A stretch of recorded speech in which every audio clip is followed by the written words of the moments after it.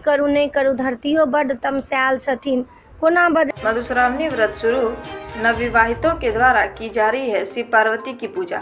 सावन मास में 14 दिनों तक चलने वाला नवविवाहितों का कठिन व्रत मधुश्रावणी गोड्डा प्रखंड समेत पूरे जिले में शुरू हो गया है। आज मधुश्रावणी का तीसरा दिन है। सभी जगहों पर नवविवाहिताएं फूल लेकर पूजा अर्चना में जुटी हुई हैं। गोड्डा में नवविवाहितों द्वारा मनाए जाने वाले लोक पर्व मधुश्रावणी में भगवान शंकर और पार्वती की आराधना की जाती है। नवविवाहितों ने पर्व के पहले दिन से आज तीसरा दिन तक विधि विधान से पूजा की। विवाहिताएं ससुराल से आई पूजन सामग्री और वस्त्र आभूषणों से सज-धज कर भगवान शंकर, शिव पार्वती और विषहरा नाग नागिन की आराधना करती हैं। पारंपरिक गीतों के बीच नाग देवता को दूध, लावा, अंकुर, मिठाई आदि अर्पित किया गया। पारंपरिक गीतों से पर्व की छटा बिखरी। व्रत के साथ मधुश्रावणी की कथा भी आरंभ हो गई है। नवविवाहिताएं पर्व के पहले दिन से तीसरा दिन तक की कथा सुन चुकी हैं। हरिपुर गोड्डा निवासी शैल झा ने बताया कि यह पर्व इस वर्ष 14 दिनों का होगा। हर दिन भगवान शंकर और पार्वती के गृहस्थ जीवन के विभिन्न प्रसंगों से जुड़ी कथाएं हम सभी नवविवाहिताएं सुनेंगी।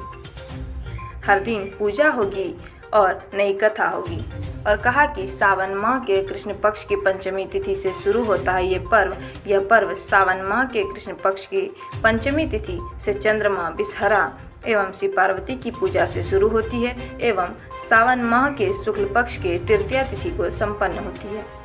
इस बार यह पर्व 18 जुलाई से लेकर 31 जुलाई को संपन्न होगी। इस बार यह पर्व 18 जुलाई से शुरू होकर 31 जुलाई को संपन्न होगी। यह पर्व नवविवाहिता पति के दीर्घ आयु एवं अमर सुहाग के लिए मनाती है। के बजाओ की करू नहीं करू धरतियो बड्ड तमसायल छथिन कोना बजाओ। जहन पड़ले होइए तहन तऽ पूरा धरती जलमय भऽ जाइ छै, नहि किछु नहि रहि जाइ छै धरती में, पूरा धरती जलमय भऽ जाइ छै। ब्रह्मा, विष्णु, महेश, वरुण, इंद्र सबटा गोटा गेलथि धरती के पताल लोक करला विनती हुनका। धरती के कहलखिन हे धरती माता अहाँ ऊपर आओ। कहलखिन हम कोना ऊपर आओ, हमरा धरती पर लोक मल मूत्र फेंकैया, हमरा धरती पर लोक पाप करैया, हमरा धरती पर जे कर्म नहीं करे के सएह कर्म करैया।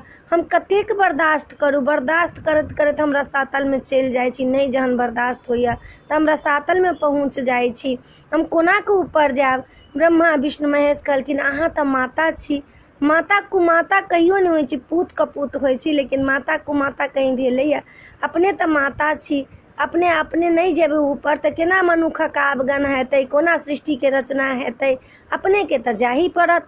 कहलखिन कोना जाओ यौ, बड्ड कष्ट यही हमरा धरती में। कहलखिन नहीं चलहे पड़त। तऽ कहलखिन ठीक छै चलू हम चलै छी, लेकिन हमर भार के थमत, भार थमला तऽ केकरो चाही। कहलखिन भार के विष्णु भगवानक तखन पहिल रूप के से जो छथिन धेने उनकर जे रूप सब जे छनि से रूप सब में से प्रकट कहलखिन जे हम कच्छप रूप धारण करब। आब कच्छप रूप बन कऽ कहलखिन हम पृथ्वी के भार थमब। कहलखिन चलू पृथ्वी के ऊपर लाओ। पृथ्वी के तऽ ऊपर लाबि लेलखिन, लेकिन ओ तऽ पूरा जल छै, ओ तऽ डगमग भऽ रहल छै, ओहिमे तऽ जोरन पड़तै तखने ने जमतै। दूध में जेना जोरन धरै छी तऽ जमि जाइ छै, तहिना पृथ्वी में जोरन पड़ल तखन जाकऽ जमल छथिन।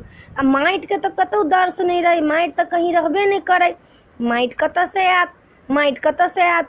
मिन्न रूप भगवान लेलखिन अवतार, माछक रूप, माछ रूप बन कऽ पताल लोक गेलखिन। पताल लोक से माटि जे लबैत रहथिन हुनकर सबटा धरती पूरा पानि पानि रहनि। जहने ऊपर आबऽ लगलखिन सबटा दहि गेलनि। कहलखिन आब कोन उपाय हैत। फेर विष्णु भगवान माछ के रूप धारण कऽ के जे गेलखिन, कहलखिन फेर हम एक बेर जाइ छी देखै छी कहीं। फेर गेलथि धरती के तर में, धरती के तर में गेलथि, फेर जाकऽ पताल लोक से कनिक माटि लबैत, फेर ओहू बेर एलथि तऽ धोखरि गेलनि। कहलखिन आब कोन उपाय हैत। ब्रह्मा जी कहलखिन कोशिश कर लियौ ने, कोशिश करबै तखने ने हेतै। भगवानो सब कोशिश करै छथिन, ई जे कभी मनुष्य